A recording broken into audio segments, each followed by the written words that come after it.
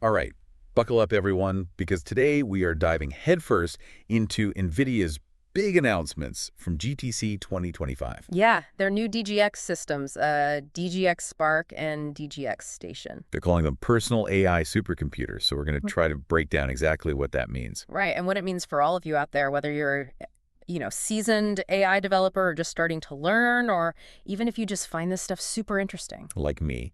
So this is all based on what we're seeing from NVIDIA's own announcements, and it's pretty wild to think that this level of computing power, Yeah. which used to be locked away in, these huge data centers, is now something you can potentially have like right on your desk. Right, on your desk. Crazy, right. It is. And this was actually something that NVIDIA had been working on under the codename Project Digits. Oh, I remember hearing about that. Yeah. And now it's finally a reality with these two products, Yeah. the DGX Spark, which is kind of like the entry point. NVIDIA is even calling it the world's smallest AI supercomputer. And then there's the GGX Station, which is like the big brother, the more powerful option. Okay. Now, both of these are built on some seriously impressive new silicon, starting with the Spark, which uses the NVIDIA GB10 Grace Blackwell superchip. Apparently, this chip can deliver a petaflop of FP4 performance, which is... A lot. Even I have to look that up sometimes. But basically, think of it as a mind-boggling amount of processing power for AI tasks. Okay, so we're talking serious horsepower here. Yeah. And then you've got the Station, which uses an even more powerful chip called the GB300 Grace Blackwell Ultra Desktop Superchip. Right, so even more performance, more memory, the whole shebang. And in terms of getting your hands on these, the DGX Spark is already up for pre-order and will set you back $3,999. It was originally supposed to be $3,000, but I guess they had to increase the price. Ah, inflation. Right, makes sense. The DGX Station, we don't have a price on yet, but we know it's going to be available through Dell, HP, Lenovo. Interesting. So you can see the NVIDIA is really aiming this at a more, I guess, mainstream professional audience. Yeah, for sure. And this is part of a bigger trend, right? We're seeing this kind of decentralization of AI development, moving away from relying solely on the cloud. Right, and that means faster innovation, more control over your data, which is a huge deal these days. Huge deal. So let's break these systems down one by one, starting with the DGX Spark. The heart of this thing is that GB10 Grace Blackwell superchip. Can you walk us through what's so special about this chip? Yeah, so the key here is integration. You've got a Blackwell GPU, which is NVIDIA's latest and greatest GPU architecture, and it's working directly with a 20-core ARM-based NVIDIA Grace CPU, Wow, okay. and they're connected using the super high-speed interconnect called NVLink C2C. So they can talk to each other really, really fast. Exactly. That means data can flow between the GPU and the CPU super quickly, which is essential for, these complex AI workloads. Okay, that makes sense. And I know that MediaTek actually had a hand in developing the GB10 too, right? That's right. They were a key partner on this, focusing on making the chip as power efficient as possible. And they also helped ensure it's got really robust connectivity. Yeah, they know their stuff when it comes to that. Yeah, and that's a big part of why the DGX Spark can run on a standard electrical outlet. Which is huge. No need for specialized power setups. So let's get practical for a second. If someone has a DGX Spark sitting on their desk, what kind of AI tasks could they realistically tackle with it? Oh man, the possibilities. I mean, with 128 gigabytes of unified memory, and you can get it with up to 4 TB of NVMe storage. That sounds like a lot. It is, trust me. Yeah. So you could be running, let's say, large language models up to 200 billion parameters. Just a couple of years ago, that kind of scale was reserved for like massive research labs, Yeah. And if you need even more power, you can actually link two DGX Starks together, and that bumps you up to 405 billion parameters. Wow. That's incredible. Okay, so we've talked about the hardware, but what about the software side of things? What operating system does this run on, and what kind of tools are available?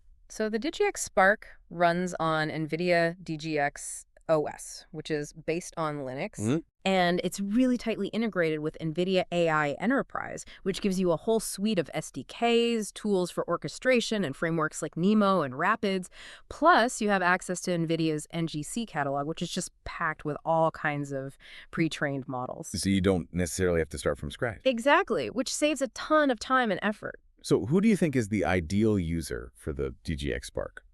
I think it's perfect for anyone who's really serious about AI, but doesn't necessarily have access to those big, expensive cloud computing resources. Right. So AI researchers who are prototyping new ideas, data scientists who are fine-tuning complex models. Students? Absolutely. Students who are learning about AI, developers building AI applications, the list goes on and on. And the fact that you can link multiple Sparks together to create these small, affordable clusters. Game changer. Especially for smaller companies, research teams, universities, you name it. Okay, so now let's talk about the big brother, the DGX station. Hmm. What sets this one apart from the Spark? Well, for starters, you've got the GB300 Grace Blackwell Ultra Desktop Super Chip, which is a beast. Okay. And it's got a whopping 784 gigabyte of coherent memory. Oh, wow. That is a lot of memory. It is. So you can handle even larger, more complex AI models, the kind that would bring a regular desktop to its knees.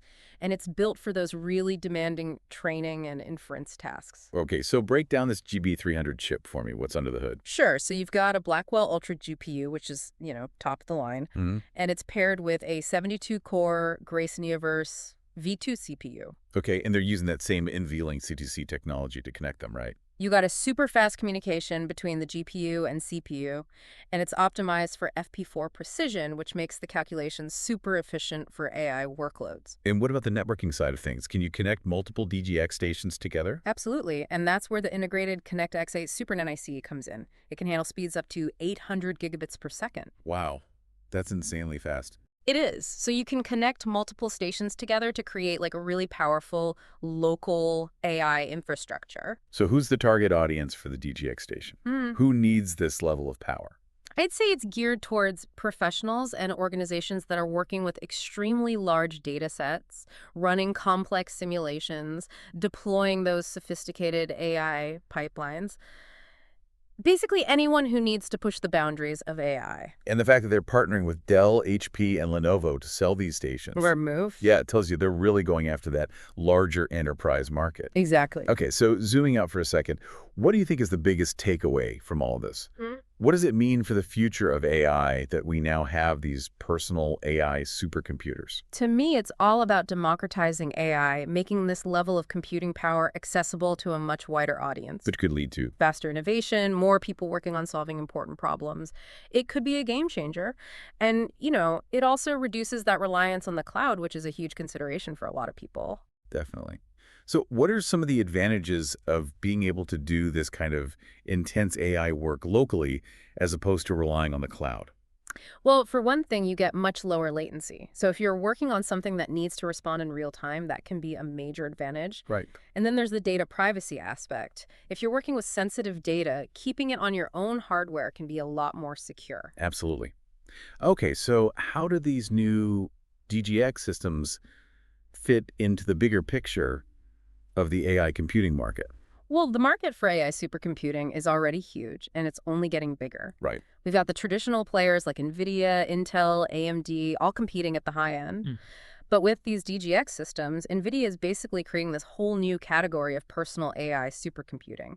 And analysts at Constellation Research, they've pointed out that NVIDIA is now targeting both ends of the market. Interesting. They want to dominate the high-performance market, but they also want to make AI more accessible. Yeah. It'll be really interesting to see if other companies try to enter this personal AI supercomputing space. Right. Who knows? Maybe in a few years, everyone will have an AI supercomputer on their desk. Maybe. That would be something. So, to wrap things up, it's official. Desktop AI supercomputers are no longer a thing of the future. They're here. The DGX Spark and DGX Station are making it a reality. And for all of you listening, imagine what you could do with that kind of power at your fingertips. The possibilities for your own projects, for learning, for research. It's mind-blowing. It really is. And this brings up a really interesting question. As AI becomes more and more powerful, as it moves from these massive data centers to our desktops, how is that going to change our relationship with computers? How is it going to change our understanding of what's possible? I'll leave you with that to think about. Great question to ponder. Thanks for listening, everyone. See you next time. Bye.